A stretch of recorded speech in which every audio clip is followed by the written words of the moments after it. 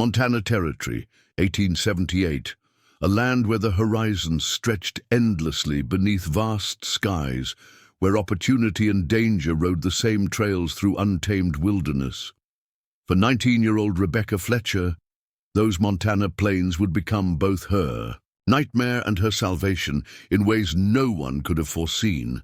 The massacre at Eagle Creek left 43 settlers dead in a blood-soaked dawn.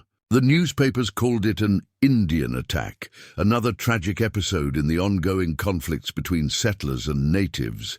But the truth of what happened that April morning was buried beneath bodies and lies, along with Rebecca Fletcher, who by some miracle survived, hidden among the dead.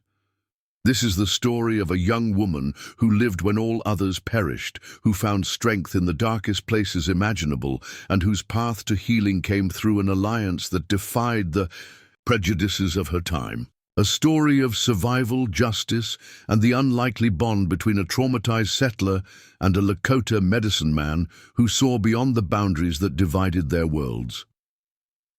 Before we jump back in, tell us where you're tuning in from, and if this story touches you, make sure you're subscribed, because tomorrow I've saved something extra special for you. The Thompson wagon train wound its way along the eastern foothills of the Montana Territory like a great serpent, 28 wagons strong, carrying families drawn west by promises of fertile land and fresh beginnings. The Fletcher family, Thomas, Elizabeth, and their daughter Rebecca, had joined the expedition in St. Louis, leaving behind their struggling dry goods store for the promise of 160 acres under the Homestead Act. Rebecca sat beside her father, on the wagon seat, the leather-bound journal he'd given her for her 19th birthday open on her lap. Her pencil moved across the page, capturing the silhouette of distant mountains that seemed to float above the plains, like islands in a golden sea. "You've got your mother's eye," Thomas observed, his voice carrying the warm timbre that had soothed Rebecca's childhood fears. She could capture the soul of a landscape with just a few strokes. Rebecca smiled, though the expression carried a shadow of grief. Elizabeth Fletcher had taught her daughter to draw before teaching her to write, but consumption had taken her 3 winters past, leaving a void that even the promise of a new beginning couldn't completely fill. "Captain Thompson says we'll reach Eagle Creek by tomorrow," Thomas continued. "Good water there and sheltered ground for a proper rest before the final push to Blackwater Valley." Eagle Creek. Rebecca wrote the name in her journal, adding it to the growing list of landmarks that had punctuated their 2-month journey. The muddy expanse of the Mississippi, the endless rippling grasses of the Great Plains, the first sighting of antelope, and now, finally, the mountains that marked the approach to their destination. That evening, as the wagon train formed its customary protective circle for the night, a festive atmosphere took hold. Only 2 more days to Blackwater Valley, the promised land that had drawn them across half a continent. Samuel Miller, whose wagon had traveled beside the Fletchers since St. Louis, produced a fiddle from its carefully padded case. Soon, music filled the night air, competing with the crackling of campfires and the distant howl of coyotes. Miss Fletcher, Daniel Cooper, the captain's 22-year-old son, approached with an outstretched hand. "Would you honor me with a dance?" Rebecca hesitated, glancing toward her father, who nodded his encouragement. Daniel had been attentive throughout the journey, perhaps too attentive for Rebecca's comfort. But his family would be their neighbors in the valley, and frontier life required good relations with those around you. "Just one," she agreed, taking his hand. As they joined the other young people in an impromptu circle, Rebecca caught sight of a figure standing just beyond the firelight, a man watching the settlers with unreadable eyes before melting back into the darkness. She faltered slightly, missing a step in the dance. "Something wrong?" Daniel asked, his hand tightening on her waist. "I saw someone outside the camp." Daniel's expression hardened. "Probably one of those Lakota scouts. They've been shadowing us for 3 days." Captain's been in talks with them to ensure safe passage. Are they hostile? Rebecca asked, remembering the terrible stories that had circulated back east. Not officially, Daniel replied, his tone making it clear what he thought of such distinctions. There's a treaty in place, but I don't trust any of them. My pa says, keep your rifle loaded and your eyes sharp when Indians are about. Rebecca nodded, though something in his eager prejudice troubled her. Her father had always cautioned against judging entire peoples based on frontier tales and newspaper accounts that profited from stoking fear. Later, as she prepared for sleep in the wagon that had become their mobile home, Rebecca mentioned the watcher to her father. Thomas nodded thoughtfully. Captain Thompson spoke with a Lakota representative yesterday. They're concerned about our route through Eagle Creek, said it crosses traditional ceremonial grounds. The captain assured them we'd pass through with respect and no lingering. Do you think there will be trouble? Thomas's weathered face creased, with the smile that had sustained Rebecca through their hardest times. No more than usual when people misunderstand each other. The Lakota have their own concerns, just as we do. Sleep now, Becky. Tomorrow will be a long day. But sleep proved elusive. Rebecca lay awake long after her father's breathing had settled into the deep rhythm of rest. Something about the watcher nagged at her. Not threat, precisely, but something more complex. A sense of warning, perhaps. Eventually she drifted off, the distant howling of wolves weaving into troubled dreams.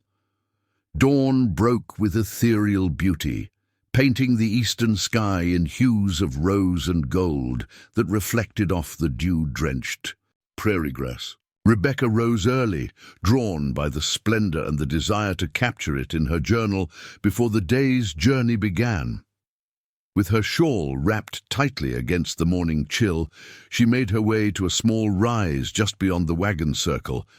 As the sun crested the horizon, Rebecca's pencil moved across the paper with practiced strokes, capturing the interplay of light and shadow across the rolling landscape. So absorbed was she in her work that she didn't register the approaching rider until he was nearly upon her.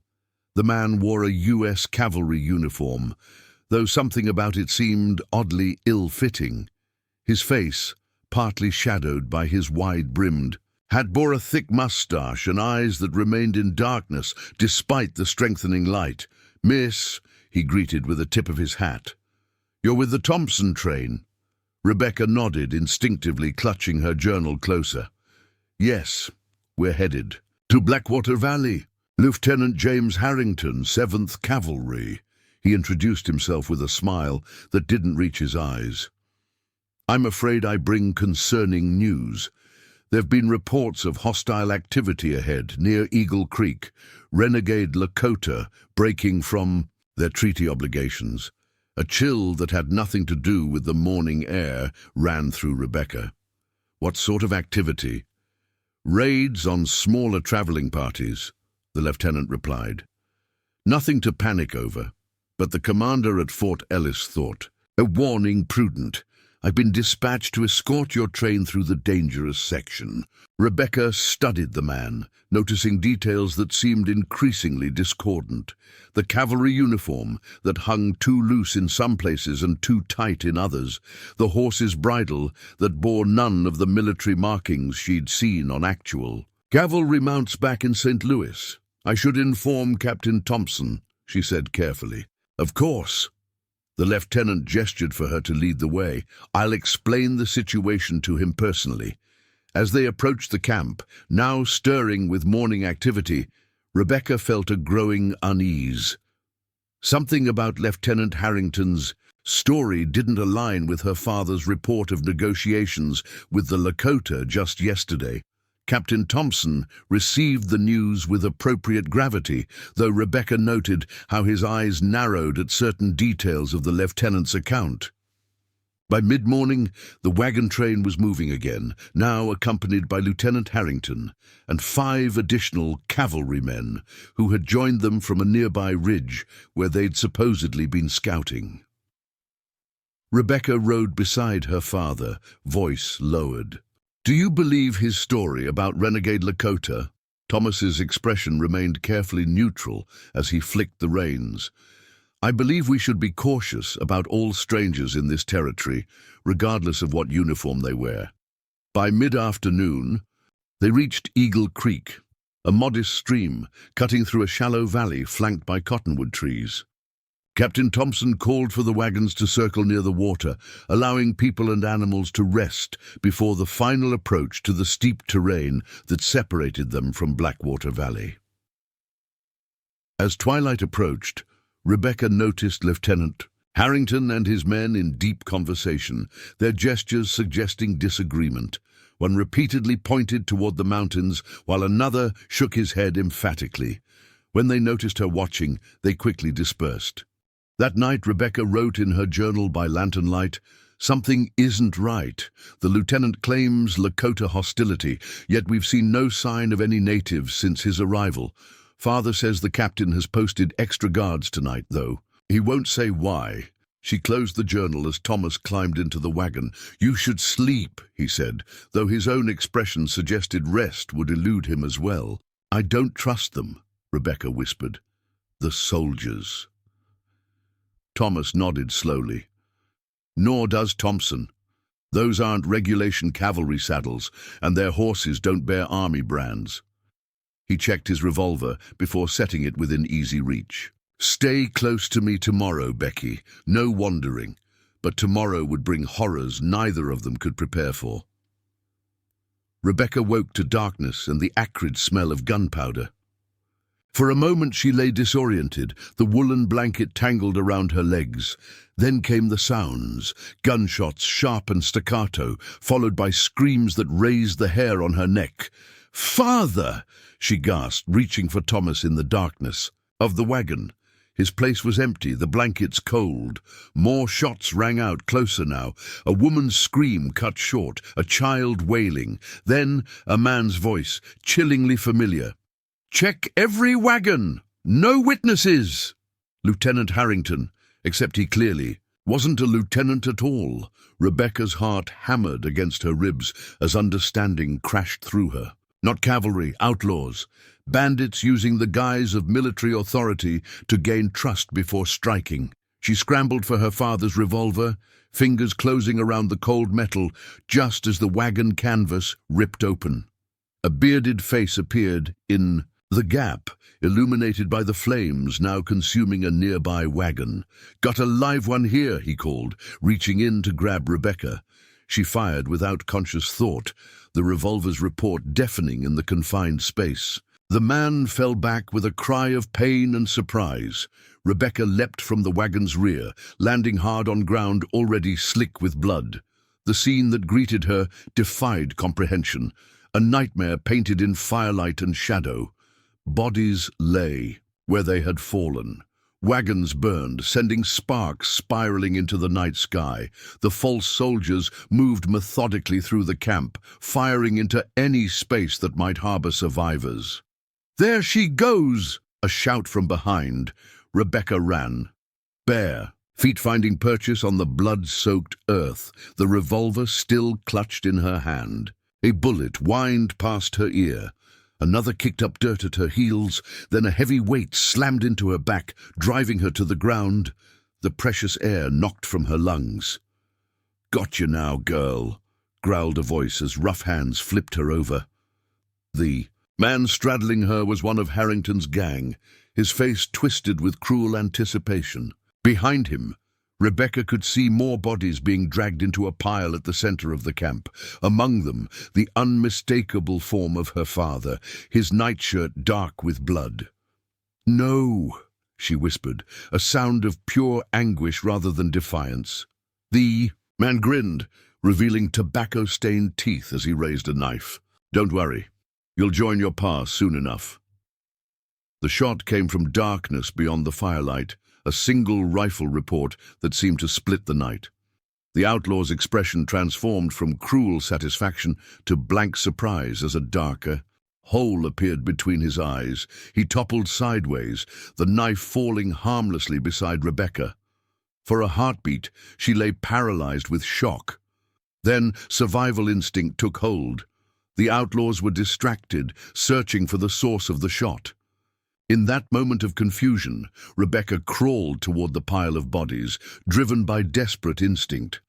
As more shots rang out from the darkness, clearly from multiple positions now, Rebecca reached the grim mound of the dead. With a silent prayer for forgiveness, she burrowed beneath the cooling bodies of people she had traveled with, laughed with, danced with, just hours before. She pulled corpses over her like a macabre blanket, leaving only the smallest gap through which to breathe and see. From this unimaginable hiding place, Rebecca witnessed the rest of the massacre unfold. Preparing and narrating this story took us a lot of time, so if you are enjoying it, subscribe to our channel. It means a lot to us. Now back to the story. Time lost all meaning as Rebecca lay entombed beneath the dead. The outlaws continued their methodical slaughter, shooting anyone who showed signs of life among the fallen. From her hidden vantage, she watched as they ransacked the wagons, taking only valuables, money, jewelry, watches, leaving behind food and personal belongings. This wasn't desperation driving them, but calculated greed. "Harrington wants the bodies piled higher," one man called, his voice eerily casual. "Says we need to make it look like an Indian attack when the army patrol comes through."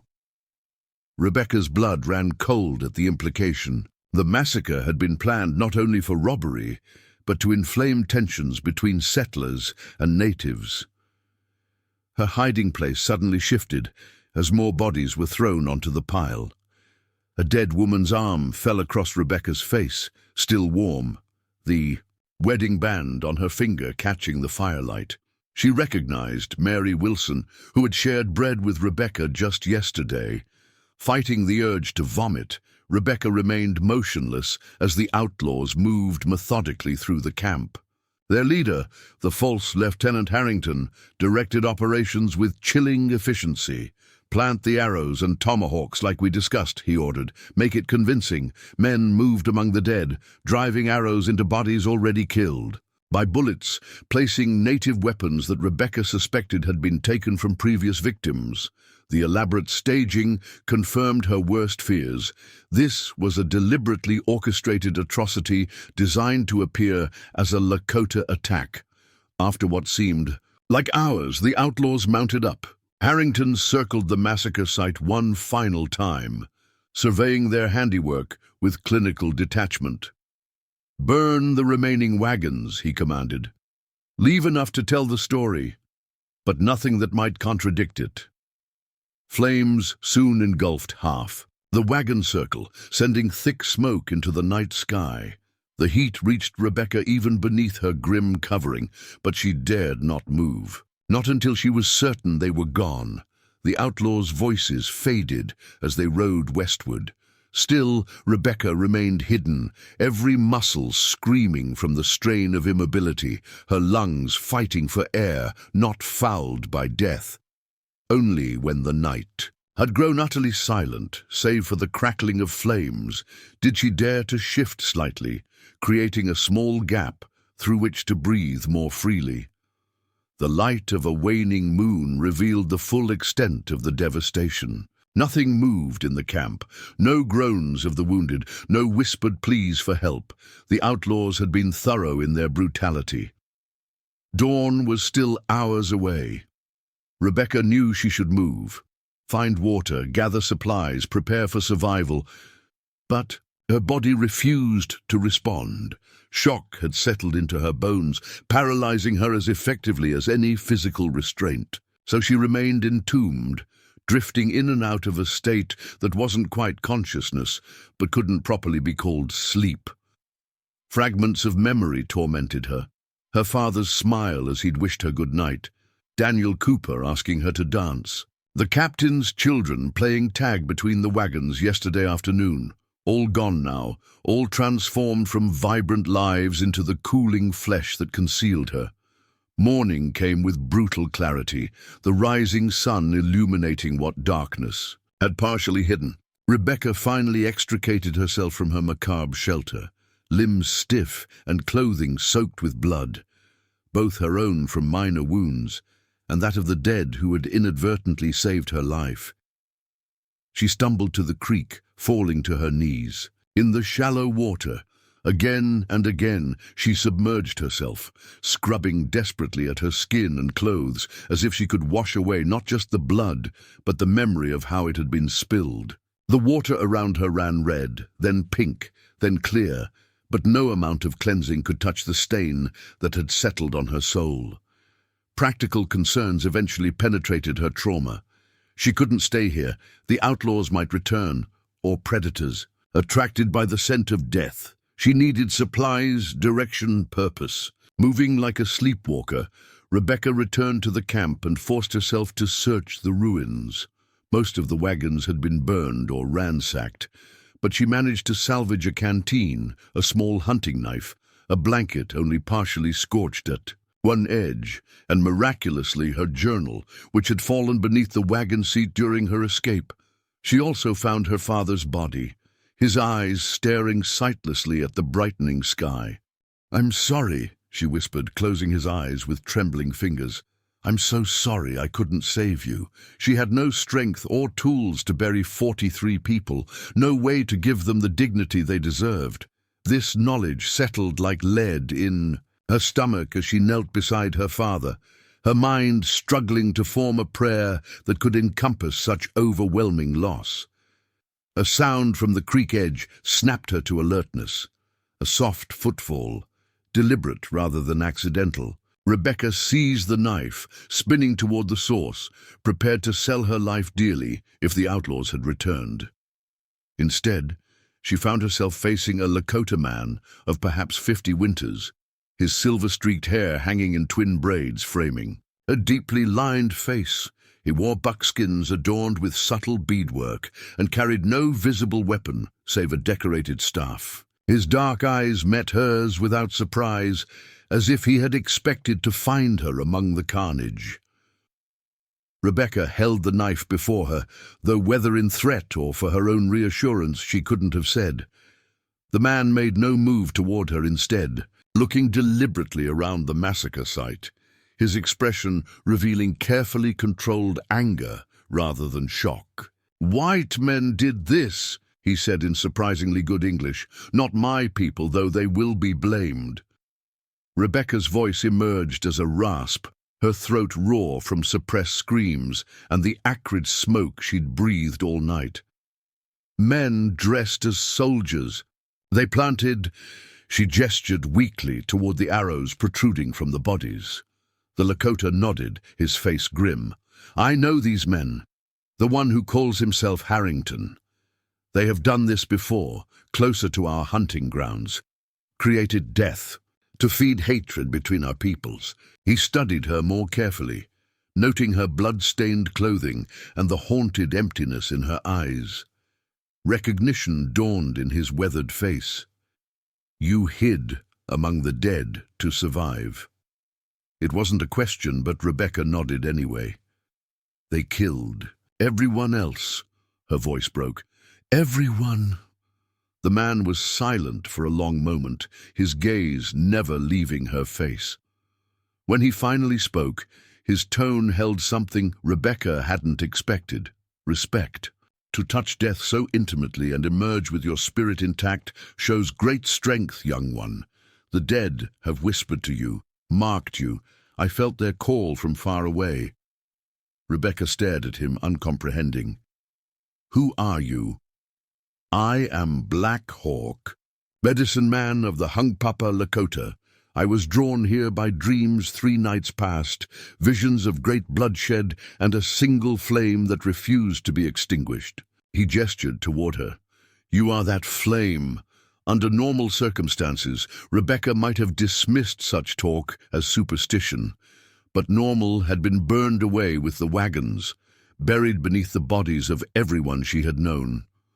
In this new and terrible reality, the idea that death might whisper or that dreams might guide seemed no more implausible than her own survival. "What happens now?" she asked, the question encompassing far more than the immediate future.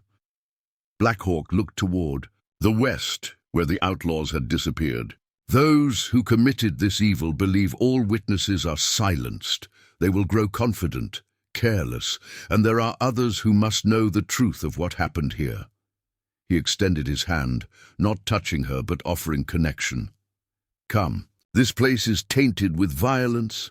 The spirits of your people cannot rest while surrounded by such falsity. Rebecca hesitated, generations of ingrained mistrust warring with immediate necessity. This man was a stranger, part of a people she had been taught to fear. Yet he was also the only human connection left to her in a world suddenly emptied of all she had known. More practically, she had nowhere else to go. Blackwater Valley lay at least 2 days' journey through difficult terrain, and she had no idea whether the outlaws might be waiting along that route. Even if she reached it safely, what awaited her?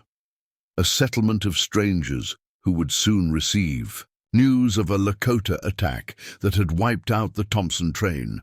How readily would they believe a blood-soaked, half-wild young woman claiming that soldiers were actually murderous imposters? How quickly would such accusations be dismissed as trauma-induced delusions?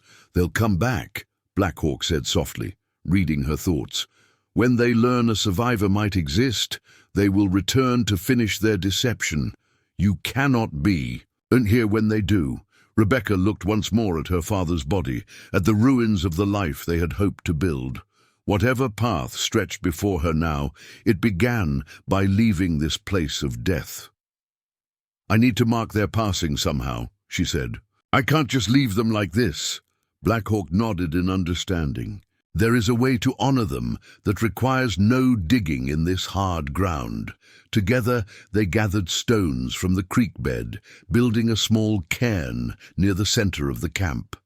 As they worked, Black Hawk taught Rebecca a Lakota prayer for the dead, its foreign syllables strangely comforting on her tongue.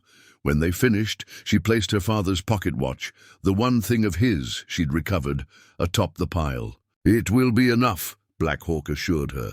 Those who come after will understand this place holds meaning. Perhaps they will provide your people with a more permanent rest.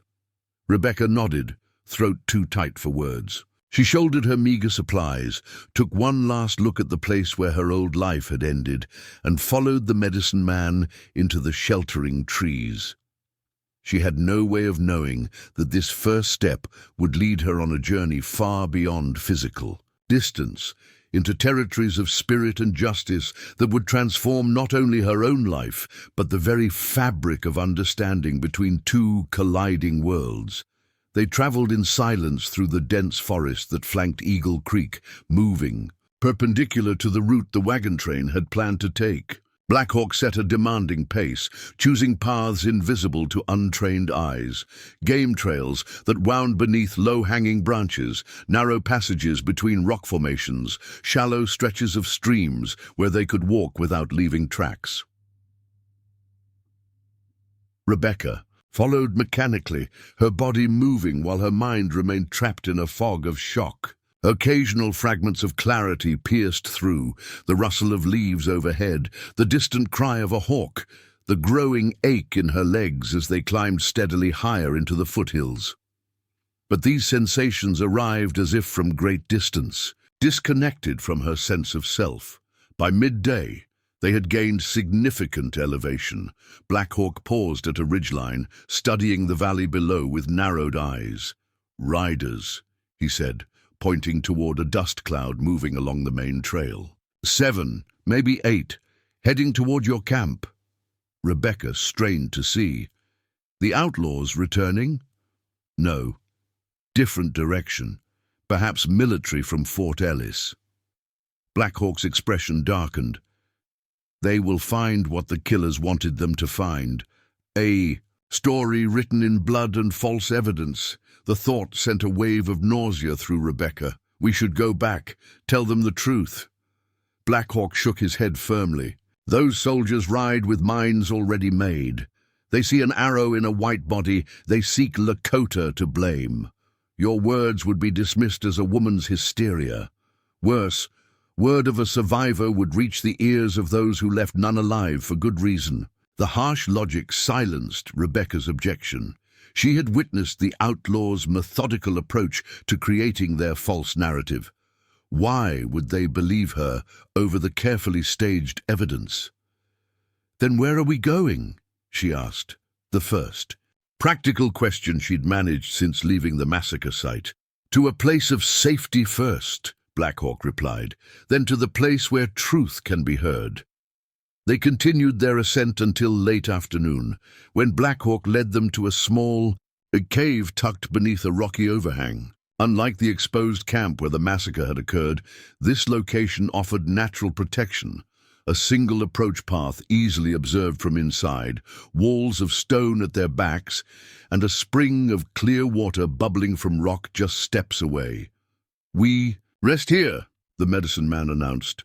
"Night comes quickly to these mountains." While Black Hawk gathered wood for a small fire, Rebecca attempted to organize her meager supplies. The physical activity helped anchor her to the present moment, pulling her incrementally back from the edge of dissociation where she'd been drifting.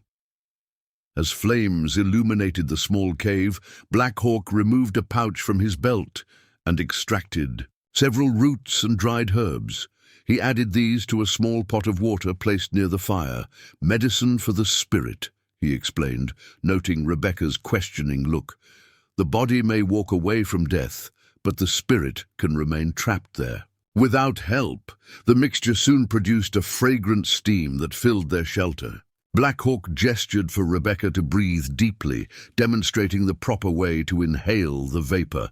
She complied, expecting little from this unfamiliar ritual. But to her surprise, each breath seemed to dissolve a small portion of the fog that had enveloped her mind since the massacre. "You have questions," Black Hawk observed, as color gradually returned to her pale face. "Ask them."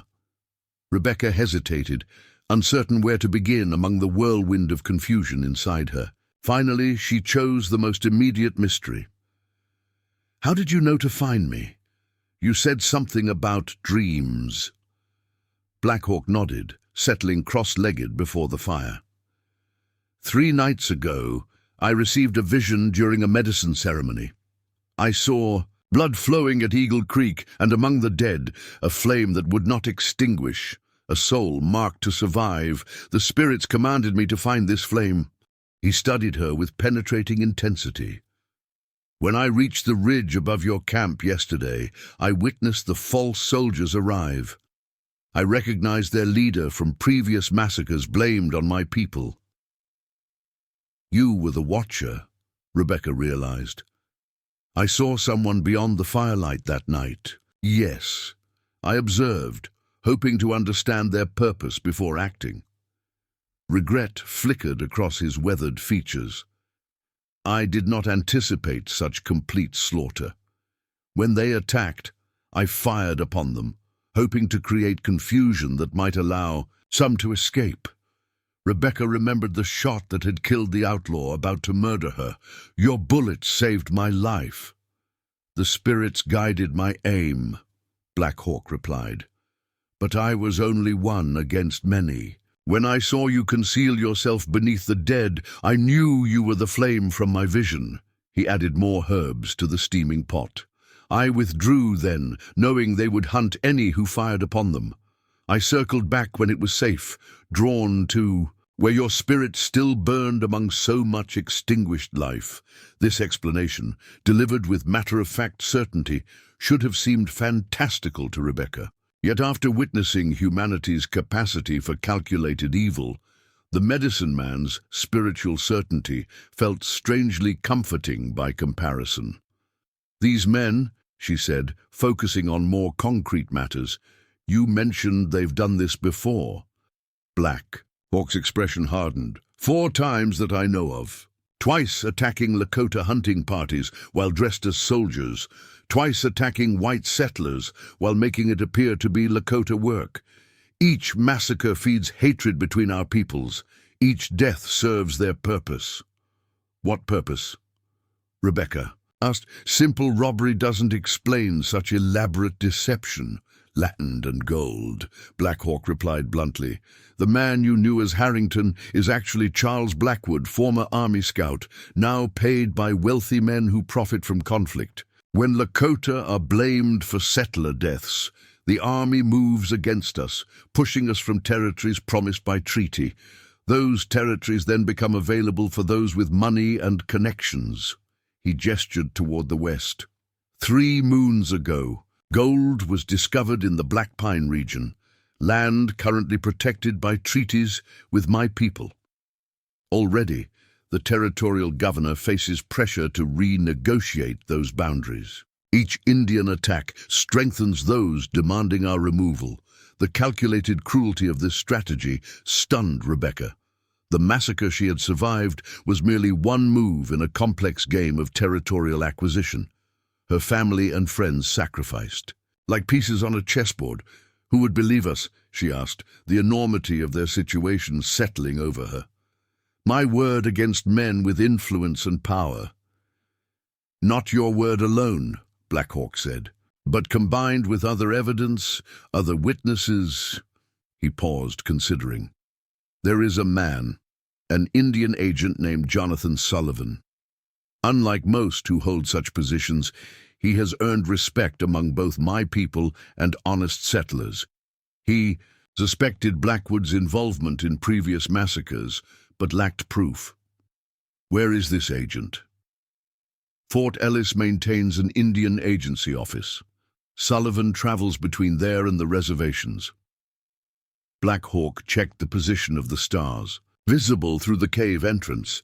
2 days' journey if we move carefully. Rebecca processed this information, fragments of a plan beginning to form in her mind. I need to document what I saw, every detail, every face. She reached for her salvage journal. My father always said a first-hand account, written while memory is fresh, carries weight that later testimony cannot. Black Hawk nodded approvingly. Yes. The spirits preserved your life for purpose. Your witness may bridge understanding between our peoples, show them a common enemy who profits from our division. Rebecca opened the journal, her hands steadier than they had been all day. As Black Hawk prepared a simple meal from provisions in his pack, she began to write, documenting the appearance of Lieutenant Harrington and his men, their actions, their explicit conversations about staging the scene to blame the Lakota. With each word, each remembered detail committed to paper, Rebecca felt something shift within her. The paralyzing shock receded further, gradually replaced by a cold, focused clarity. She had survived not merely by chance, but with purpose, to ensure the truth of the Eagle Creek massacre would not remain buried with its victims. When she finally set the journal aside, Black Hawk offered her a portion of dried meat and berries. You must maintain strength, he said. The path ahead requires it. As they ate in companionable silence, Rebecca studied her unlikely ally. Everything she had been taught about Indians seemed suddenly childish and incomplete when faced with this man's dignity and wisdom. She had lost everyone familiar to her, yet found guidance from the very people settlers were taught to fear. Why? Help me? She asked suddenly. After all that white settlers have done to your people, why risk yourself for a single survivor? Black Hawk considered the question, his dark eyes reflecting the firelight. I follow the spirit's guidance, not the boundaries men create between peoples. Your death would serve those who profit from hatred. Your survival challenges their power. He gestured toward her journal. Words have power, Memory Eagle. Memory Eagle, Rebecca repeated, confused by the unfamiliar term. Your new name, Black Hawk explained. Among my people, great changes in life bring new names to mark the transformation. You soared above death, carried the memory of truth others tried to bury. Memory Eagle suits you now. The name resonated with unexpected rightness. Rebecca Fletcher had died in many ways with her father and the others at Eagle Creek. Who she was becoming, The witness, the survivor, was someone new, shaped by both tremendous loss and newfound purpose. "Tomorrow we continue toward Fort Ellis," Black Hawk said, banking the fire for the night. "Sleep now, the spirits will guard your dreams." As Rebecca wrapped herself in the salvaged blanket, exhaustion finally overtaking her, she realized that, for the first time since the massacre, she felt something beyond shock and grief. It was resolve, sharp-edged and clear as crystal, to ensure that those who had orchestrated the slaughter would face justice, no matter what powers protected them. See, dead of Eagle Creek would not be used to further their killers' ambitions. Not while Memory Eagle still drew breath. Dawn arrived with a crystalline clarity that belied the darkness of their mission. Rebecca woke to find Black Hawk already outside the cave, kneeling in prayer as the first rays of sunlight touched the mountains. She watched silently, respecting the private nature of his communion with the spirits that guided him. When he finally rose and returned to their shelter, his expression held renewed determination. "We must leave soon. The trail to Fort Ellis crosses exposed ground. Better to traverse it early, before others are moving." Rebecca nodded, gathering her few possessions. She had slept fitfully, but felt more clear-headed than yesterday. The medicinal herbs and the act of documenting her experience having steadied her mind. The haunted, dissociative fog had receded, replaced by a sharp-edged alertness born of necessity. As they prepared to depart, Black Hawk presented her with a small leather pouch on a cord. "Medicine bundle," he explained, "for protection." Rebecca accepted it with appropriate solemnity, recognizing the gesture's significance. She placed it around her neck alongside the small silver locket that had been her mother's, a convergence of the disparate worlds that now defined her existence. They traveled swiftly but cautiously, Black Hawk frequently pausing to study their pack trail or to examine signs intelligible only to his trained eyes, a bent twig, disturbed moss, the pattern of bird calls. By mid-morning, they had descended from the higher elevations into rolling woodland that gradually gave way to more open country. "This territory becomes dangerous," Black Hawk warned, as they crouched at the edge of a meadow that stretched toward distant hills. Many eyes watched these approaches to the fort. Rebecca understood his meaning. They were no longer simply fleeing from Blackwood's men, but entering a landscape where multiple threats existed: military patrols that might blame Black Hawk for the massacre, settlers primed to fear any native, and potentially corrupt officials connected to the conspiracy they sought to expose. "What's our strategy?" she asked, the practical question reflecting her continued return to functionality. Black Hawk pointed toward a distant line of trees that followed the curve of a river. "We follow water to the eastern approach, less patrolled. Sullivan's office stands separate from main fort, smaller risk of immediate capture. And if Sullivan isn't there, or worse, if he's part of the conspiracy, then we adapt," Black Hawk replied simply. "The spirits did not preserve you to fail now." His quiet confidence steadied her as they began a circuitous approach to Fort Ellis, using every available feature of the landscape for concealment. By early afternoon, they had reached the river and followed its wooded banks through increasingly settled country. Occasional farms and homesteads visible in the distance, though they avoided direct contact with any inhabitants. As they paused to rest in a dense thicket, a disturbing sound reached them, the rhythmic drumming of hoofbeats approaching along a nearby trail. Black Hawk motioned for absolute stillness as a patrol of 6 cavalry soldiers passed less than 50 yards from their position. Rebecca's heart pounded as she caught fragments of their conversation. "Worst massacre I've seen," one soldier was saying. "Women and children, all of them." "Captain says it's them hunk-papa bastards from Standing Rock," another replied. "Governor's already demanding action. Word is they're sending the 7th down from Fort Shaw. Old Custer's going to make those savages pay." The patrol moved on, but Their casual conversation had confirmed Rebecca's worst fears. The deception was already working, the territorial authorities accepting the manufactured evidence without question, military response already in motion. What had been 43 individual tragedies was transforming into the spark for broader violence. "We need to hurry," she whispered once the patrol was safely past. "They're mobilizing troops already." Black Hawk's face had hardened at the mention of Custer, a name that clearly held negative associations. Yes, blood calls for more blood. The cycle Blackwood and his masters desire. They redoubled their pace, pushing through fatigue as the afternoon waned. By dusk, the outbuildings of Fort Ellis became visible, a stockaded compound flying the American flag, surrounded by various administrative structures, stables, and the Indian Agency office, situated somewhat removed from the main fortification. From their concealed position, they observed the heightened activity. Additional guards posted, messengers coming and going, a general atmosphere of preparation that confirmed what they'd overheard from the patrol.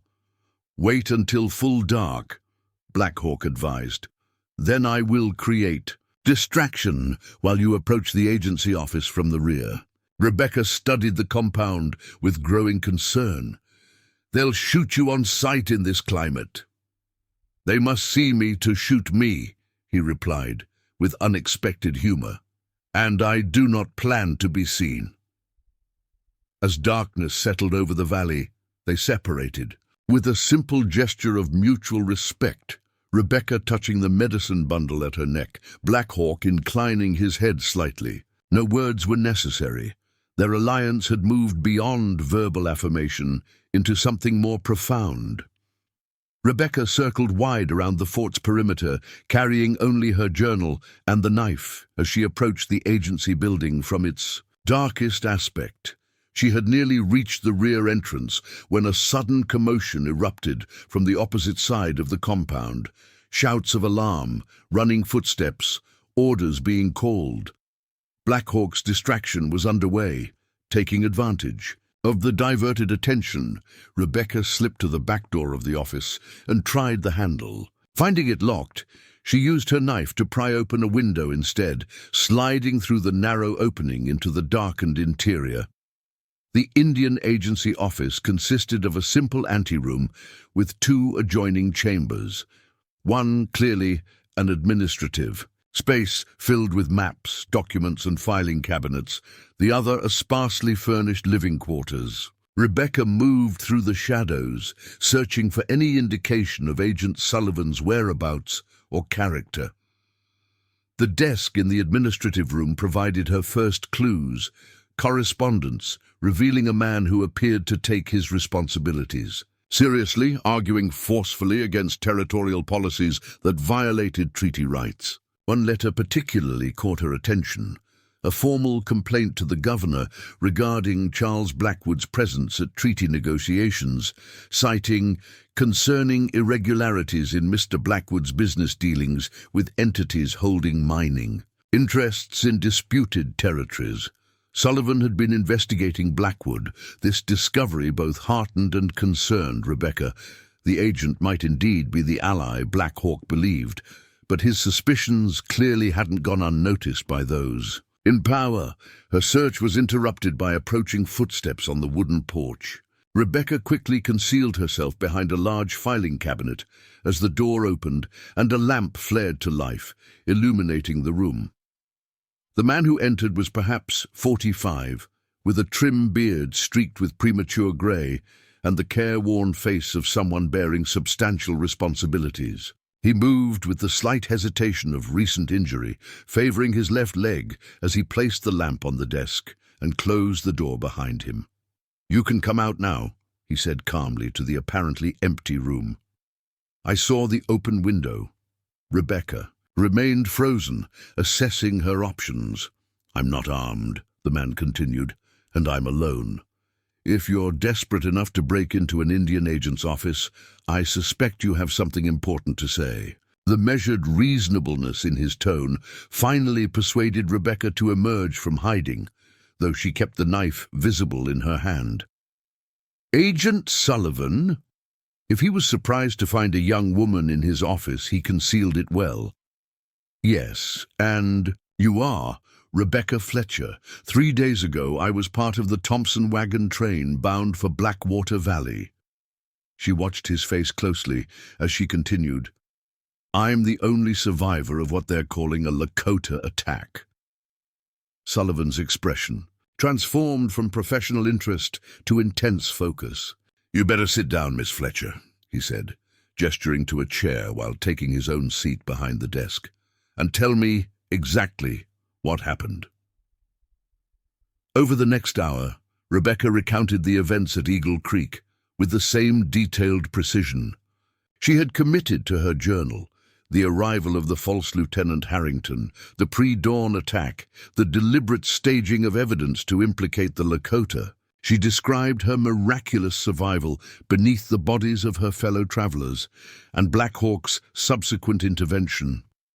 Throughout her account, Sullivan listened without interruption, his face growing increasingly grave. When she finally fell, silent, he rubbed his beard thoughtfully. "What you're describing matches patterns I've been tracking for months," he said. "Blackwood and his associates have been systematically manufacturing border incidents to justify abrogating treaties covering mineral-rich lands." He tapped his fingers on the desk. "But until now, they've left no witnesses." "I have documentation," Rebecca said, placing her journal on the desk. "Every detail I could remember, written while it was still fresh." Sullivan examined several pages, his expression hardening as he read. "This is damning evidence, but alone it's still your word against theirs. Blackwood has powerful allies, territorial officials, mining interests, even certain military officers." "So you believe me, but others won't," Rebecca summarized bitterly. "I didn't say that," Sullivan corrected. "I've been building a case against Blackwood for months. Your testimony provides the direct evidence I've lacked, the final piece that connects disparate incidents into a recognizable pattern." He rose and moved to a locked cabinet, retrieving a thick file. Witness statements from Lakota survivors of similar soldier attacks, documentation of land transfers following massacres blamed on Indians, financial records showing payments to Blackwood from mining consortiums with interests in treaty lands. Rebecca felt a surge of hope. "With my account added to this, it becomes something the territorial governor and military command cannot simply dismiss," Sullivan confirmed. "But it also makes you Blackwood's primary target once he learns of your survival." A sharp knock at the door interrupted their conversation. Sullivan tensed, motioning for Rebecca to conceal herself once more. "Sullivan, it's Captain Reynolds. We need to talk." The voice from outside carried military authority tempered with urgency. The Indian agent hesitated briefly before opening the door to admit a cavalry officer whose uniform bore the dust of hard riding. The newcomer stopped short at the sight of Rebecca. "Who's this?" he demanded, hand moving instinctively toward his sidearm. "Captain," Sullivan said carefully, "allow me to introduce the key to unraveling Charles Blackwood's entire operation."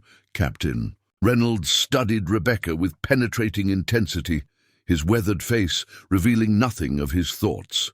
The silence stretched uncomfortably as Sullivan shifted his weight, positioning himself subtly between Rebecca and the cavalry officer. "Sir," Sullivan finally said, "I can explain." "No need, Sullivan," Reynolds interrupted, his voice surprisingly quiet. He closed the office door and secured the bolt before turning back to face them. "I assume this young woman is connected to Eagle Creek." Rebecca tensed, preparing for either flight or confrontation, but Sullivan's posture remained calm. "James," he said with unexpected familiarity, "this is Rebecca Fletcher, survivor of the Thompson train. Miss Fletcher, Captain James Reynolds, 2nd Cavalry." Reynolds removed his hat, revealing prematurely graying hair above a face etched with lines of responsibility. "Miss Fletcher," he acknowledged with a respectful nod, Your survival is unexpected. By design, she replied cautiously. The massacre was staged to leave no witnesses. The captain's expression darkened. I suspected as much when I inspected the site this morning. Too neat, too theatrical. He placed his hat on Sullivan's desk. The arrows were driven into bodies after death, entry wounds from bullets clear in most victims, and several bodies had been moved after blood pooling began. This clinical assessment of the massacre site, of her friends and family, sent a chill through Rebecca, but she recognized its significance. Captain Reynolds had seen through the deception that his fellow officers had apparently accepted without question. You don't believe it was a Lakota attack, she said, halfway between question and statement. I've spent 8 years on this frontier, Reynolds replied. Fought against Lakota, Cheyenne, and Crow when forced to, negotiated with them. When possible, I know their tactics. His jaw tightened. There was nothing authentic about Eagle Creek, but my commanding officer has already accepted the official narrative and dispatched couriers to Fort Shaw requesting reinforcements. Sullivan exchanged a meaningful glance with the captain. Reynolds and I have been quietly cooperating for months, Miss Fletcher. He's documented discrepancies in multiple incidents attributed to hostile Indians. Most officers are honorable men following orders, Reynolds explained. But some see opportunity in conflict. Accelerated promotions, congressional recognition, lucrative post-military appointments with the very business interests that benefit from tribal displacement. Rebecca felt a surge of hope as she realized the network of allies might be larger than she'd anticipated. Then, you'll help us expose Blackwood? A troubled expression crossed Reynolds's face.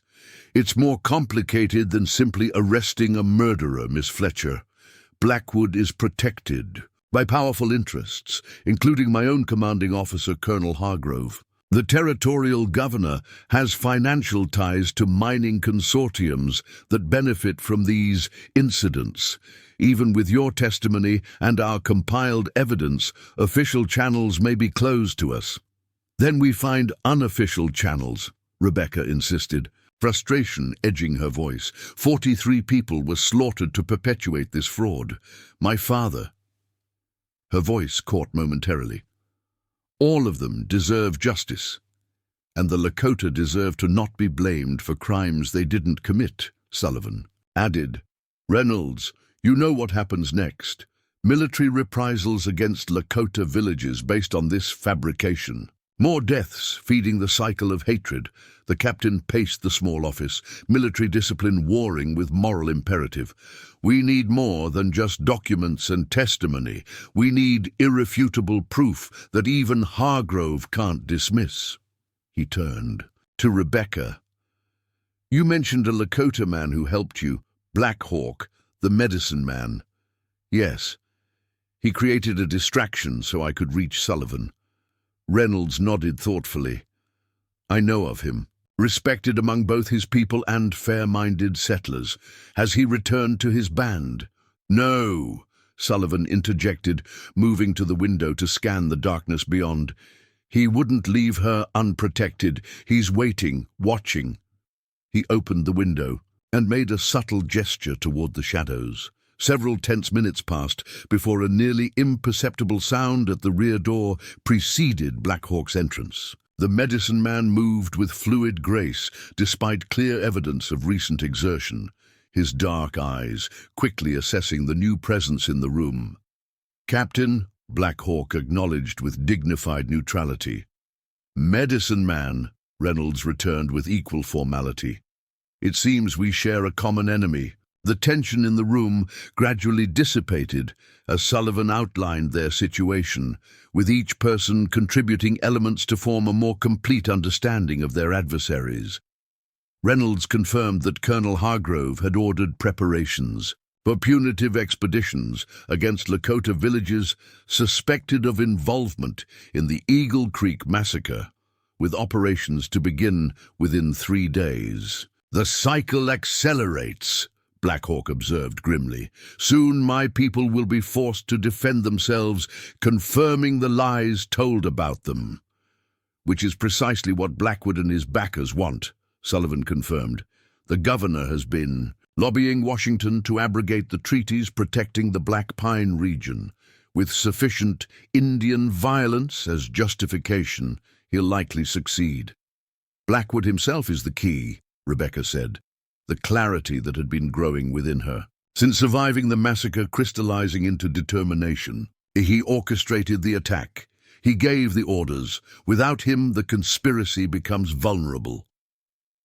Reynolds studied the rough map Sullivan had spread across the desk, showing territorial boundaries and known locations of Blackwood's operations.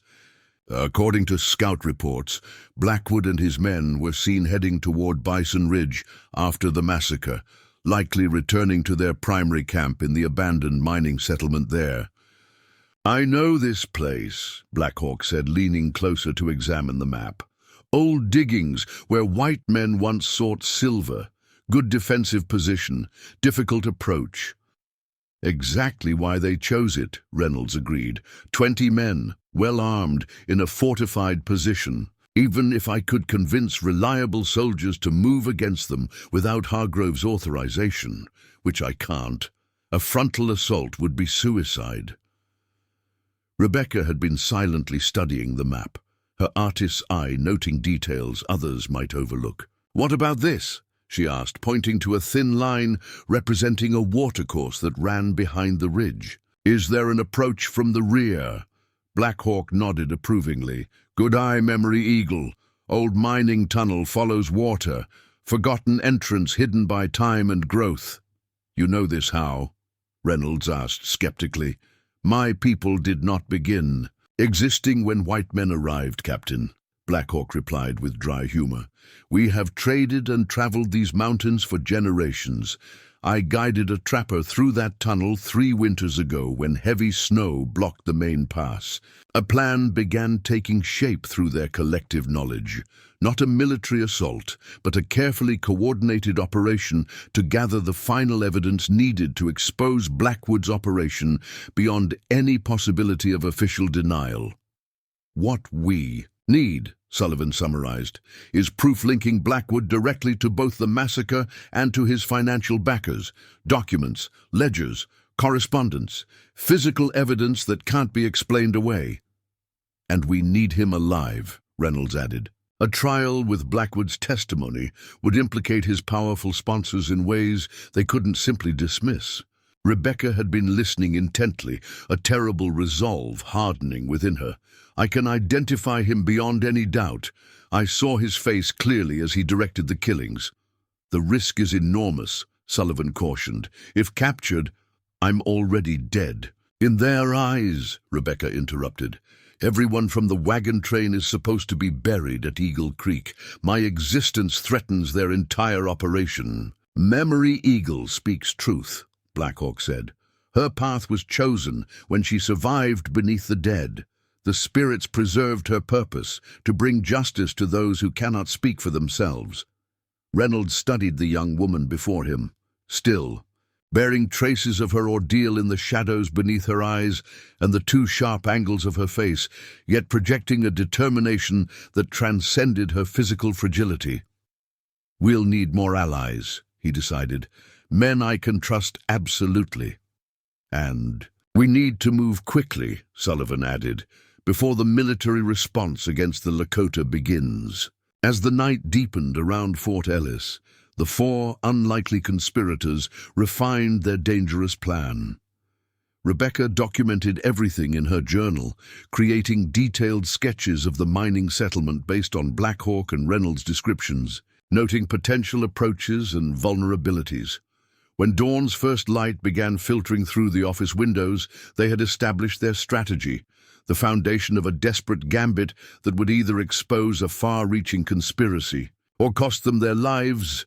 2 days, Reynolds said, rising to don his hat once more. I need 2 days to make necessary arrangements without arousing Hargrove's suspicions. 2 days, Sullivan echoed. I'll secure supplies and communications. Black Hawk simply nodded, his calm acceptance conveying more than words could express. As the captain prepared to leave, ensuring the coast was clear before opening the door, he turned to Rebecca with newfound respect. "Miss Fletcher," he said quietly, "in 15 years of military service, I've rarely encountered courage equal to yours." Rebecca shook her head slightly. "Not courage, Captain. Necessity." She touched the medicine bundle at her neck. "The dead of Eagle Creek chose me to speak for them. I won't fail that obligation." After Reynolds departed, Sullivan secured the office and led Rebecca and Black Hawk to a concealed cellar beneath the building, a space used occasionally to hide Lakota informants or to shelter those at risk from either side of the territorial conflicts. "Rest here," he advised. "Food and water are stored in those barrels. I'll return after reporting to the fort commander. Maintaining appearances is crucial now." Left alone with Black Hawk in the dimly lit cellar, Rebecca finally allowed exhaustion to overtake her. As she settled onto a rough pallet in the corner, the medicine man began a soft rhythmic chant, a prayer or protection ritual in his native tongue.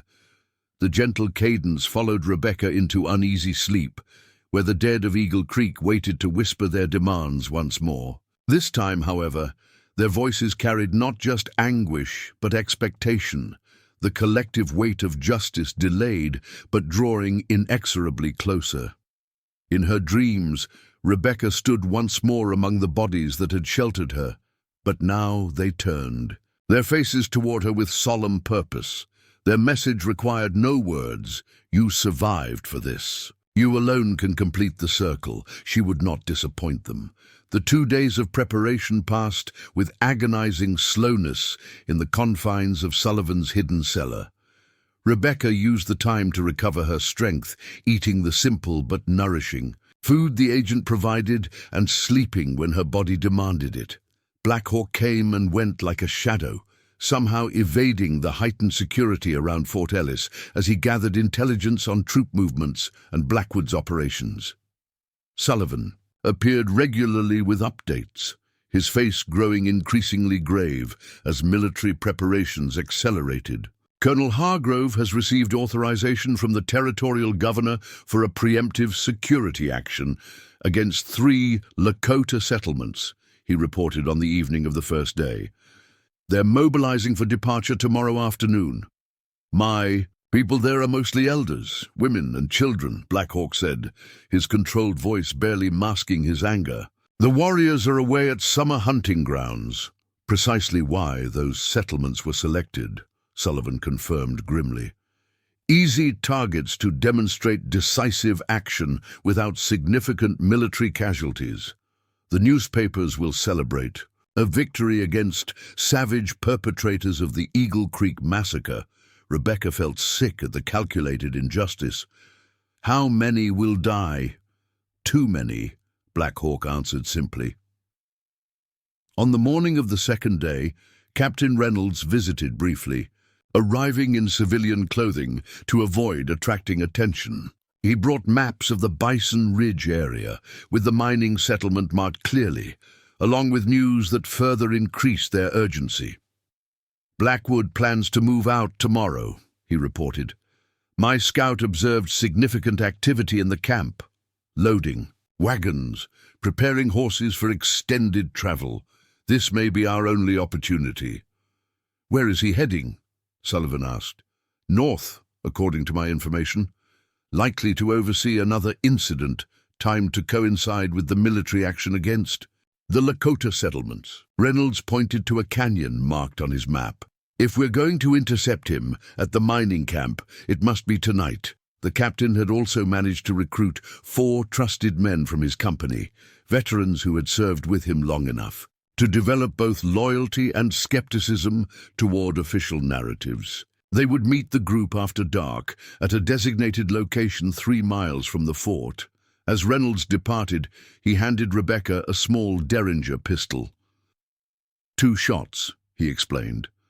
Not much for stopping power, but easily concealed.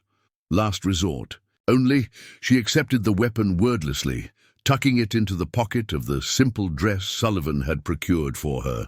The weight of it felt both foreign and strangely appropriate, another marker of how far she had travelled from the young woman who had sketched landscapes from a wagon seat mere days ago. In the afternoon, Sullivan returned with additional supplies and unexpected news.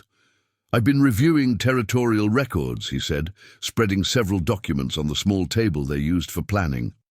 Land transfers following reported Indian attacks, mining claims filed after territories were pacified, military contracts awarded to certain suppliers. Black Hawk studied the documents with surprising literacy, his finger tracing connections between names that appeared repeatedly. "The pattern becomes clear," he observed. "More than clear," Sullivan agreed. "Rebecca, does the name Cooper mean anything to you, Daniel Cooper?" The question struck like a physical blow. "Yes," she managed after a moment. "He was the son of Captain Thompson, who led our wagon train. He asked me to dance the night before the massacre." Sullivan exchanged a significant glance with Black Hawk. According to these records, the Cooper family had pre-filed mineral claims in Blackwater Valley, your wagon train's destination, 3 months before your departure from St. Louis. Claims registered through a corporate entity that shares board, members with enterprises linked directly to Charles Blackwood. The implications settled over Rebecca like ice water. "Daniel knew," she whispered, the pieces aligning with terrible clarity. "He knew what was going to happen." "I believe he did more than know," Sullivan said gently. "The Cooper family wasn't found among the dead at Eagle Creek. Their wagon was burned, but no bodies were recovered." Rebecca's mind raced back to the night of the attack, the confusion, the screams, the methodical killing. She had seen many of her fellow travelers fall, but in the chaos she couldn't account for everyone. The Coopers might well have been absent, or complicit. They were part of it, she concluded, her voice hardening. "Traveling with us to report our movements, to help set up the massacre." The betrayal cut deeper than she would have expected. Daniel's attention during the journey, his seeming kindness, all calculated deception. "It appears so," Sullivan confirmed. "And there's more. Daniel Cooper was seen at Fort Ellis yesterday, meeting privately with Colonel Hargrove. This final connection completed the circuit of conspiracy. The manufactured attacks on settlers blamed on natives and attacks on natives blamed on settlers. The strategic filing of mineral claims in territories that would coincidentally become available after punitive military actions. The cooperation between corrupt military officers, territorial officials, and business interests, all orchestrated by Blackwood but serving many masters. As dusk approached, they made final preparations for the dangerous night ahead. Rebecca changed into clothing better suited for their mission. Sturdy trousers, a dark shirt, and a jacket borrowed from Sullivan's wardrobe, and hastily altered to fit her smaller frame. She braided her hair tightly and tucked it beneath a wide-brimmed hat that would help conceal her features. The transformation struck her as she caught a glimpse of her reflection in a small mirror Sullivan kept for shaving. The proper young woman, who had left Philadelphia to seek new opportunities in Montana territory, was unrecognizable in the determined, hard-eyed figure that stared back at her. Even beyond the masculine clothing, something fundamental had shifted. In her bearing and gaze, a loss of innocence replaced by unflinching purpose. "We should move soon," Black Hawk advised, as Sullivan returned from a final reconnaissance of the fort's activities. "Darkness provides cover for our departure." The Indian agent nodded agreement, securing the last of their supplies in saddlebags. He had arranged for horses to be waiting at a small stable behind the agency office, officially requisitioned for a supply run to a nearby settlement. "Reynolds and his men will rendezvous with us at Broken Cottonwood Creek," Sullivan confirmed. "From there, it's approximately 4 hours' ride to Bison Ridge if we push hard." Rebecca settled her father's hunting knife at her belt and ensured her journal was securely packed. Everything she had witnessed, every detail of the conspiracy they had uncovered, all documented with the precision her father had taught her. To value, if she didn't survive the coming confrontation, the journal would remain as testimony. As they prepared to leave the relative safety of the cellar, Black Hawk paused, studying Rebecca with penetrating intensity. "Memory Eagle," he said quietly, "the path before us holds great danger. The spirits that preserved you beneath the dead may require more from you tonight."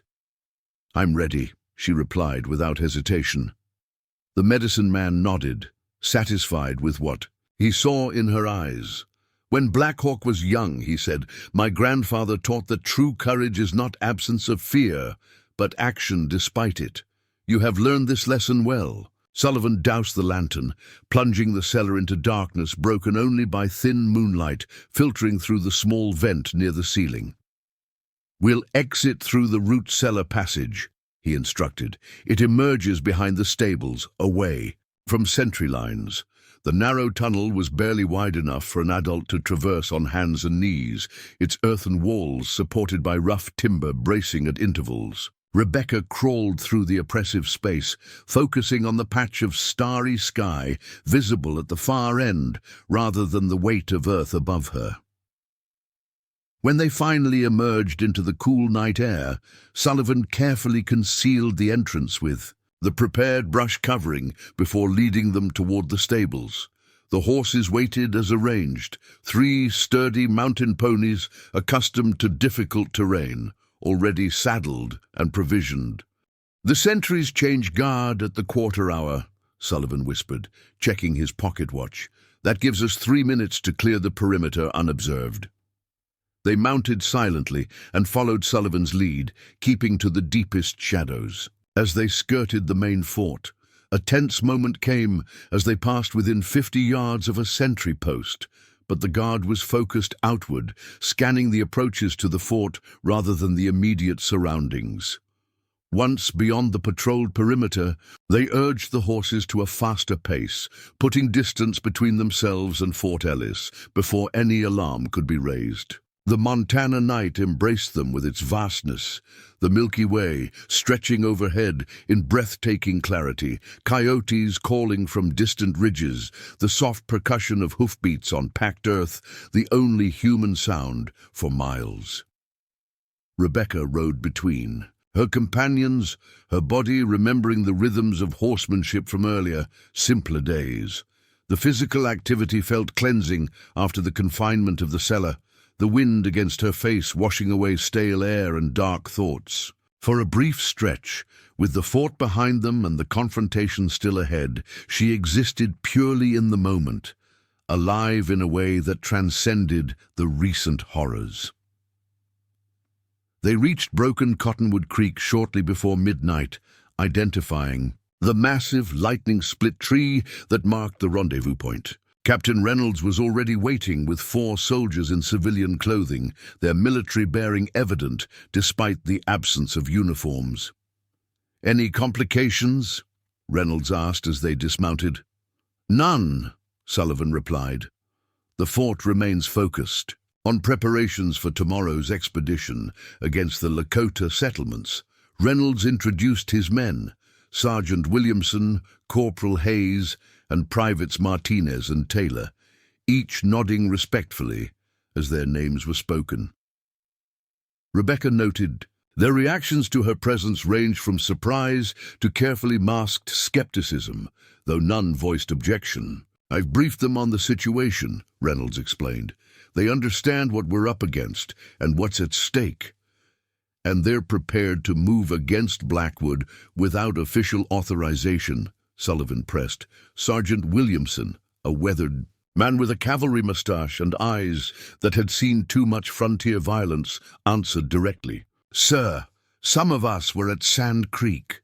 We saw what happens when lies drive military action against innocent people. We won't be part of another such atrocity."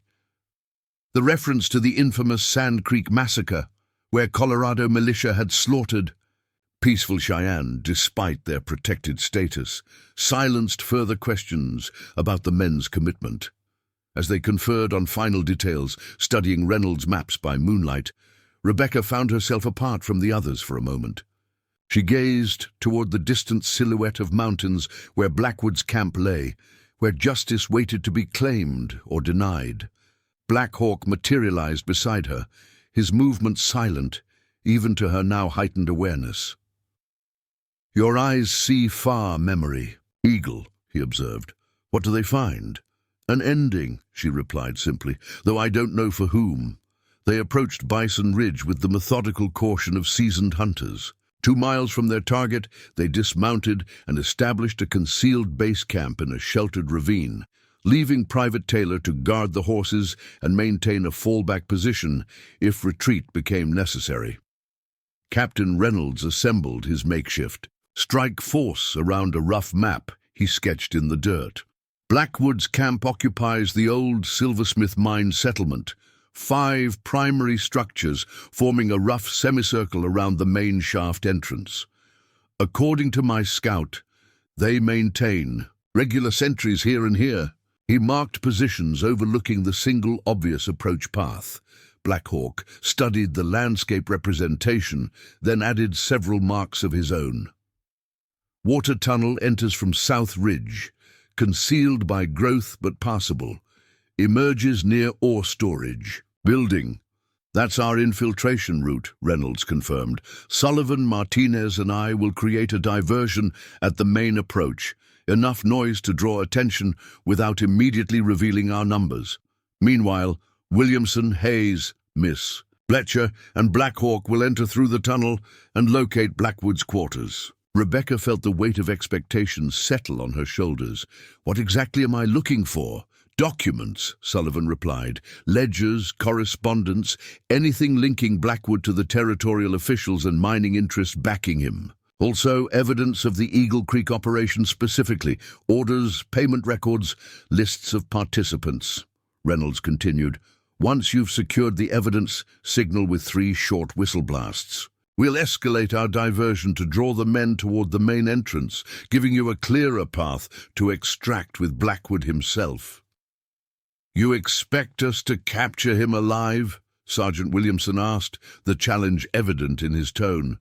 "We need him to stand trial," Reynolds insisted. "His testimony against his backers is as important as the documentary evidence."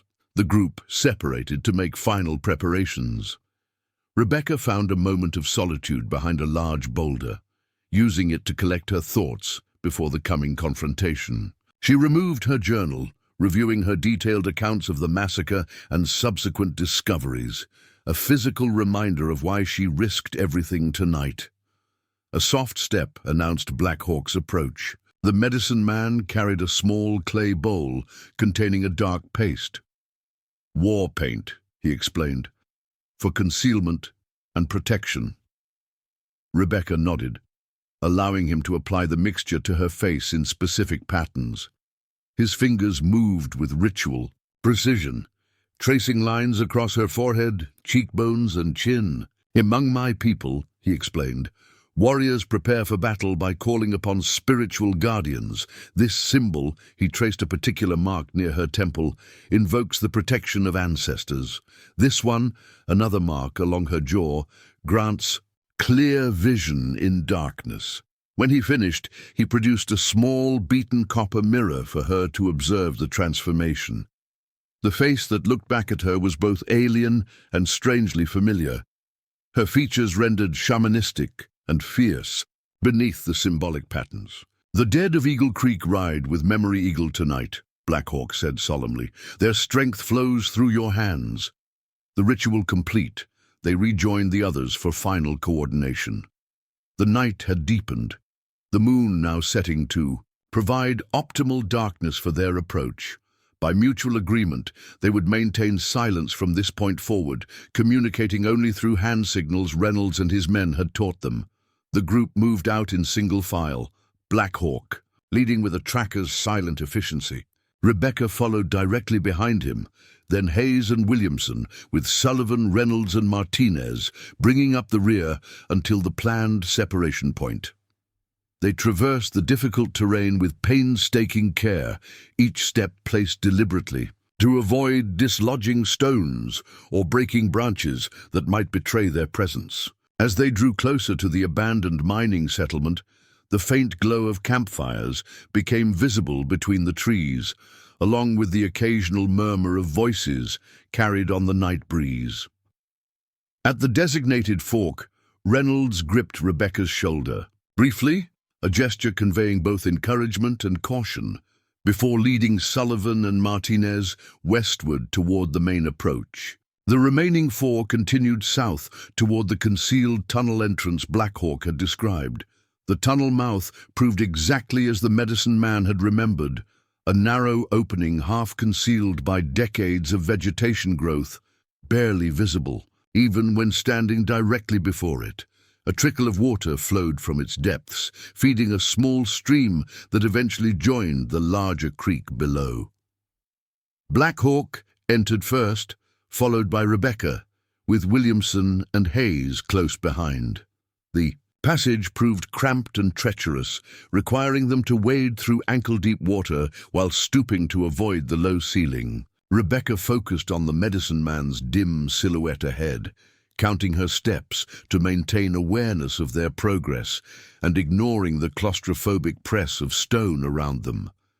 After what felt like an eternity but was likely less than 20 minutes, the tunnel began to widen, eventually opening into a larger chamber that had once served as an underground storage area for the mine. Ancient support timbers, swollen and warped with moisture, held back the mountain's weight above them. The smell of damp earth and rotting wood filled the space. Black Hawk paused, listening intently before gesturing toward a crude wooden ladder leading to a trapdoor in the ceiling. He ascended first, testing each rung carefully before putting his full weight on it. At the top, he eased the trapdoor open a fraction, peering through the gap to assess what lay beyond. Apparently satisfied, he pushed it fully open and pulled himself up, then reached back to assist Rebecca. She emerged into what had once been an ore processing building, now serving as a storage facility for Blackwood's operation. Crates and barrels lined the walls, many bearing military markings, supplies diverted or stolen, she presumed. Williamson and Hayes followed, immediately taking defensive positions near the building's boarded windows. Through gaps in the planking, Rebecca could now see the full layout of the mining camp, a central area with a large fire pit surrounded by several structures in various states of repair. Men moved about, some standing watch, others engaged in preparations evident from loaded wagons positioned near what appeared to be the main building. A signal from Sergeant Williamson drew their attention to movement at the camp's western edge, a flurry of activity as sentries reacted to something beyond their view. Reynolds' diversion had begun. With the guards' attention diverted, Black Hawk led them from the storage building toward a cabin standing slightly apart from the others, its windows glowing with lamplight. The structure's relative isolation and the two armed men positioned outside marked it clearly as Blackwood's quarters. They paused in the shadow of a derelict mining cart, assessing the situation. The diversion had drawn some attention, but the guards at Blackwood's door remained at their posts. Sergeant Williamson gestured toward a route that would bring them behind the cabin, then pointed to Hayes and made a circular motion with his finger. The corporal would create a secondary distraction to draw the door guards away. Hayes nodded, understanding, and slipped away, circling wide around the cabin's perimeter. Minutes later, a crash and subsequent shouts erupted from the opposite side of the settlement. Hayes had apparently toppled something substantial. The guards exchanged words, then one moved toward the commotion, leaving a single man watching. The door. Williamson moved with startling swiftness for a man his size, circling behind the remaining guard and rendering him unconscious with a practiced chokehold. He dragged the limp form into the shadows, then beckoned the others forward. The cabin door was locked, but Williamson made short work of it with tools from his pack. They entered swiftly, finding themselves in a surprisingly well-appointed space. A desk covered with maps and documents, shelves holding books and bottles of liquor, a cot neatly made in the corner. But Charles Blackwood was not present. Rebecca moved immediately to the desk, scanning documents by the light of a still-burning lamp. Her eyes widened as she discovered what they sought, a leather-bound ledger containing detailed records of operations, payments, and correspondences. Unlike at Eagle Creek, where Blackwood had been careful to leave no documentary evidence, here, in his presumed sanctuary, he maintained meticulous accounts. She found entries specifically relating to the Eagle Creek operation, names of participants, payments distributed, inventories of items taken from the wagons. Most damning of all, a separate page listed disbursements to various officials, including Colonel Hargrove and the territorial governor, with annotations indicating services rendered in covering up previous incidents.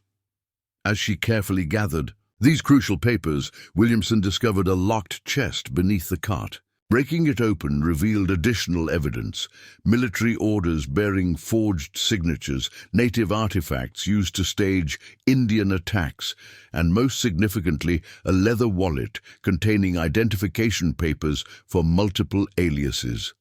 Blackwood, apparently used in his various dealings. Rebecca was photographing this treasure trove of evidence in her memory when Black Hawk suddenly tensed, raising his hand for absolute silence. A moment later, Rebecca heard what had alerted him: voices approaching the cabin, one of them carrying the unmistakable tone of authority. Blackwood was returning, and they were trapped inside his quarters. Williamson motioned urgently toward a small window at the rear of the cabin. But before they could move, the door handle turned. With nowhere to hide, the sergeant drew his pistol and positioned himself beside the entrance, prepared to subdue whoever entered. The door swung open, lantern light illuminating the threshold as two men stepped inside. The first, a barrel-chested figure with a thick beard and cold eyes, was instantly recognizable to Rebecca as the false Lieutenant Harrington, now dressed in civilian clothing that did nothing to diminish his menacing presence. Charles Blackwood stopped mid-sentence as he registered the intruders in his quarters. His hand moved toward his sidearm, but froze as Williamson pressed his pistol against the man's temple. "Not advisable," the sergeant growled.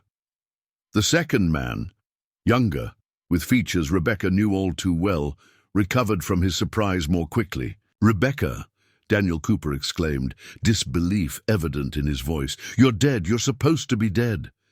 The confirmation of Daniel's betrayal sent a wave of cold fury through Rebecca.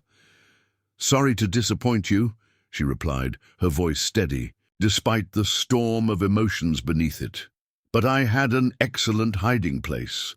Blackwood's composure never wavered, his cold eyes assessing the situation with calculating precision. "Interesting," he said, as if finding armed intruders in his quarters was merely an unexpected business development. "I assume this ill-advised intrusion has a purpose beyond reunion." Before anyone could respond, gunfire erupted from the direction of the main camp. Not the controlled shots of Reynolds' planned diversion, but the chaotic exchange of serious combat. Something had gone wrong with the distraction. Blackwood smiled thinly, recognizing the change in circumstances. "It seems your associates have encountered difficulty," he observed. "My men are quite experienced in dealing with unwelcome visitors." Rebecca's hand tightened around the incriminating documents she'd gathered, knowing their window for escape was rapidly closing. She glanced at Black Hawk, whose expression remained impassive despite the deteriorating situation. The medicine man met her, eyes briefly, then made an almost imperceptible gesture toward the rear window. His message was clear. They needed to escape now, with or without Blackwood. The evidence they'd gathered might be enough, if they could get it to proper authorities.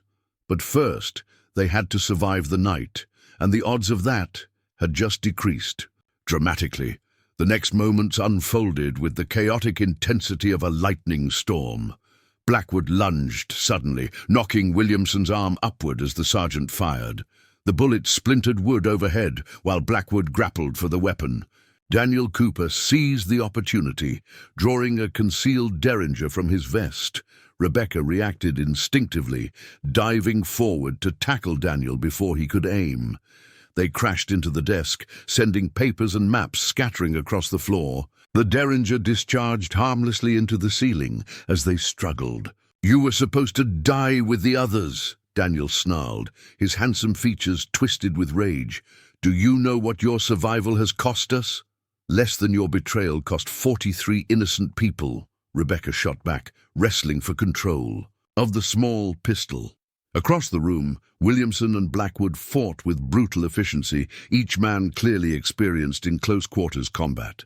The sergeant's military training matched against Blackwood's ruthless frontier brutality. Black Hawk moved with startling speed, crossing the room to assist Rebecca. He struck Daniel's wrist with the edge of his hand, a precise blow that sent the derringer clattering across the floorboards. Before Cooper could recover, the medicine man had him pinned against the wall, forearm pressed against his throat. "Memory Eagle," Black Hawk called. "The evidence!" Rebecca scrambled to gather the critical documents that had scattered during the struggle, shoving them into her shirt. The sound of gunfire intensified outside, now accompanied by shouts much closer to the cabin. Corporal Hayes burst through the door, blood streaming from a gash on his forehead. "Sergeant! They've flanked us! Reynolds is pinned down by the main entrance." Williamson, still locked in combat with Blackwood, managed to slam the outlaw's head against the stone fireplace. Blackwood slumped momentarily, allowing the sergeant to deliver a decisive blow that rendered him unconscious. "Get him up," Williamson ordered, gesturing to the stunned Blackwood. "He's coming with us." Hayes and Williamson hoisted the semi-conscious outlaw between them, while Black Hawk secured Daniel with a length of rope from his pack. The younger man's struggles ceased abruptly when the medicine man pressed a thumb against a specific point on his neck, some knowledge of anatomy that rendered Cooper compliant without fully incapacitating him. "Back tunnel," Black Hawk directed, already moving toward the rear window with Daniel in tow.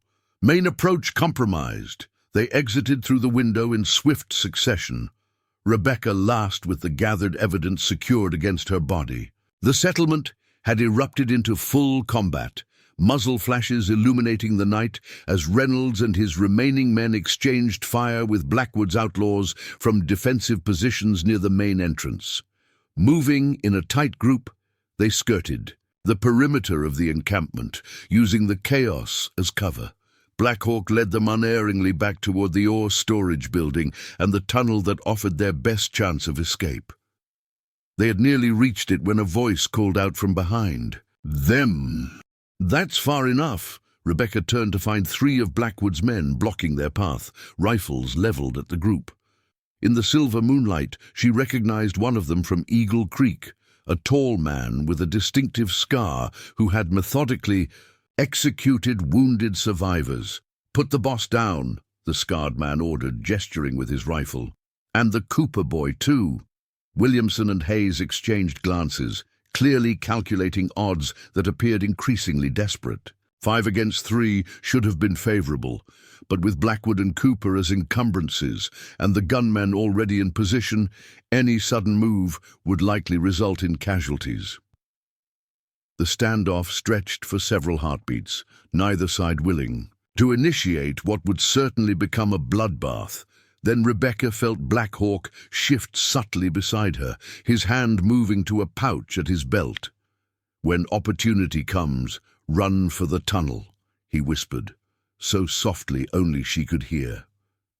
Before she could question his meaning, Black Hawk made his move. With bewildering speed, he flung a handful of powder from his medicine pouch toward the gunman, simultaneously producing a sound unlike anything Rebecca had ever heard, a high, ululating war cry that seemed to split the night. The powder ignited upon contact with the air, creating a blinding flash that disoriented the outlaws. In that crucial moment of confusion, Black Hawk charged directly at them, his sudden aggression so unexpected that they hesitated fatally. "Go!" Williamson shouted, shoving Rebecca toward the storage building as he dragged the still-dazed Blackwood forward. Rebecca ran, the sergeant's order competing with her instinct to help Black Hawk. She glanced back to see the medicine man engaged with all three outlaws, his movements fluid and precisely choreographed, despite the impossible odds. He was creating a diversion, sacrificing himself to secure their escape. "We can't leave him," she protested as Hayes pushed her through the doorway. "He's made his choice," Williamson responded grimly. "Don't waste it." Inside the building, they descended rapidly through the trapdoor into the tunnel below. The sounds of combat faded as they waded through the cold water, darkness enveloping them completely once the trapdoor closed. Williamson produced a small, bull's-eye lantern, its narrow beam providing just enough illumination to navigate the treacherous passage. "What about Reynolds and Sullivan?" Rebecca asked as they pushed deeper into the mountain. "Secondary extraction route," Hayes explained between labored breaths. "East slope rendezvous if primary approach fails." They continued in tense silence. The only sounds, their splashing footsteps, and Blackwood's occasional grunt as the outlaw's chief gradually regained consciousness. Daniel Cooper had lapsed into a sullen quiet, his earlier rage replaced by calculating assessment of his circumstances. After what seemed an eternity, but was likely less than half an hour, they emerged from the tunnel's southern entrance. Private. Taylor was waiting with the horses as planned, his relief visible as they appeared. "Martinez made it back," he reported. "Said the captain and Sullivan were cut off, heading for the East Slope extraction point." Williamson nodded, clearly troubled but maintaining military discipline. "We proceed to the secondary rendezvous as planned. Mount up." As they secured their prisoners to saddles, Rebecca stared back toward the tunnel entrance, hoping against reason to see Black Hawk emerge. The medicine man had become far more than an unlikely ally in their shared quest for justice. He had become her guide through the darkest period of her life, a wisdom keeper who had helped her find strength where only despair should have existed. "He knew, didn't he?" she asked quietly. "He knew from the beginning that not all of us would survive this night." Williamson paused in his preparations, studying her with newfound respect. "Men like Black Hawk understand the cost of justice, Miss Fletcher. They measure it differently than most." They rode through the remainder of the night, pushing the horses as hard as dared through difficult terrain. Dawn found them at the designated rendezvous point, a secluded valley with a natural spring, sheltered on three sides by steep slopes that prevented approach without detection. Rebecca dismounted stiffly, her body protesting the sustained exertion. After days of tension and combat, she secured the evidence she'd gathered, confirming none had been lost during their flight. These documents represented vindication for the dead of Eagle Creek, proof that their murders had been orchestrated as part of a larger conspiracy that reached into the highest offices of the territory. As the morning progressed without sign of Reynolds or Sullivan, concern mounted among the soldiers. Blackwood, now fully conscious and secured to a tree, watched their growing anxiety with evident satisfaction. "Your friends won't be joining us," he commented, his first word since regaining awareness. "My men are very thorough," Williamson backhanded him casually, a soldier's response to enemy psychological warfare. "Save your breath, Blackwood. You'll need it to testify against your partners." Around midday, sentries spotted riders approaching, 3 figures moving cautiously through the valley's entrance. Rifles were raised until recognition dawned. Reynolds, Sullivan, and to Rebecca's astonishment, Black Hawk, though the medicine man appeared to be wounded, supported primarily by Sullivan's assistance. The reunion brought both relief and somber assessment of their circumstances. Reynolds had suffered a bullet graze along his ribs, while Sullivan's arm was bound in a makeshift sling. Black Hawk's injuries were more severe, a bullet wound to his thigh and multiple lacerations from hand to hand. "Combat. Thought you were dead for certain," Williamson told the medicine man as they tended his wounds. Black Hawk's weathered face revealed a hint of humor despite his pain. "Not first time white men think Black Hawk dead.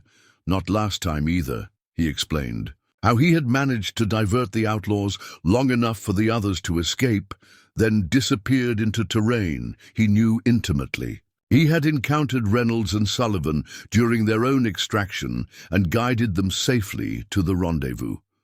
With their group reunited and both Blackwood and Cooper secured as prisoners, Reynolds called a council to determine their next actions. The territorial capital was 3 days' ride, the logical destination to present their evidence and prisoners directly to federal authorities rather than risk the corruption they knew existed at Fort Ellis. "Blackwood's remaining men will be hunting us," Sullivan cautioned, "and once Hargrove realizes what's happened, he'll send military patrols with orders to intercept us."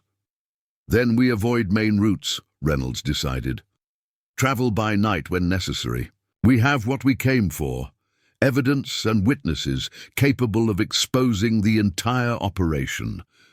As the others discussed logistics, Rebecca found herself sitting beside Black Hawk as she helped dress his wounds. The medicine man studied her with that penetrating gaze that seemed to evaluate not just her physical presence, but the state of her spirit. "Memory Eagle has found her purpose," he observed quietly. "Because of you," she replied. "You were drawn to Eagle Creek by visions. You saved me when you could have simply observed. You've risked everything to help expose the truth." Black Hawk shook his head slightly.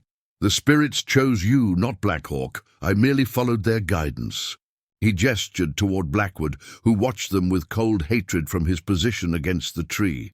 His kind believe power comes from wealth, from control over others. True power comes from harmony with what walks beside us, seen and unseen. His hand moved to touch the medicine bundle, still hanging at Rebecca's neck. "You walked with death, learned its wisdom without surrendering to its embrace. Few can claim such medicine." The journey to the territorial capital proved as challenging as Sullivan had predicted. They traveled circuitous routes, avoiding settlements and known patrol paths, moving largely by night and resting in concealed locations during daylight hours. Twice they detected pursuit and were forced to implement evasive measures that cost them precious time. Blackwood maintained stony silence throughout, but Daniel Cooper proved more vulnerable to psychological pressure. On the third night, as they camped in a sheltered canyon, Reynolds systematically broke down the younger man's resistance, offering leniency in exchange for comprehensive testimony about the conspiracy's full extent. "Your father arranged your placement with the Thompson train," Reynolds stated rather than asked, "to monitor their progress and report back to Blackwood." Daniel's face revealed the truth before he spoke. "It wasn't supposed to be a massacre," he finally said, the words emerging as if torn from him. "Just a robbery. The killing was Blackwood's decision. He said witnesses complicated everything." His confession continued late into the night, revealing layers of the conspiracy beyond even what they had suspected.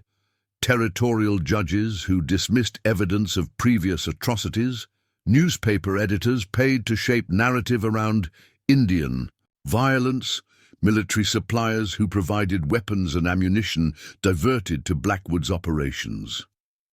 Rebecca listened with growing coldness. Any lingering sentiment for the young man who had once asked her to dance completely erased by his complicity, however reluctant, in her family's murder. On the afternoon of the fourth day, they reached the territorial capital.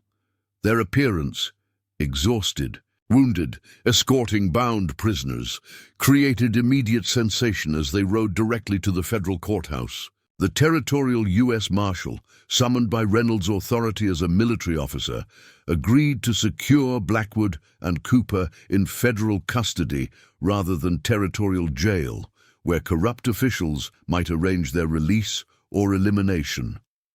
Within hours, Federal prosecutors were reviewing the evidence Rebecca had preserved, the ledgers, correspondence, and financial records that painted an undeniable picture of conspiracy reaching from Blackwood through military officers like Hargrove to the territorial governor himself. Her detailed journal accounts of the Eagle Creek Massacre, supported by Black Hawk's testimony regarding similar atrocities against native encampments, provided the human context that transformed dry evidence into compelling narrative of corruption and murder. 3 weeks later, as federal indictments were being prepared against 27 individuals connected to what newspapers were now calling the Montana Conspiracy, Rebecca stood at the edge of a bluff overlooking the territorial capital. Black Hawk, his wounds healing but still requiring a walking stick for support, joined her in silent contemplation of the future. "What will you do now, Memory Eagle?" he asked finally. "The path of justice continues beyond testimony." Rebecca considered the question that had occupied her thoughts increasingly as the immediate crisis resolved. She had no family remaining, no home to return to, yet she had found strength and purpose she had never imagined possible before the massacre. "I'm going to stay," she decided, the words crystallizing her intention as she spoke them.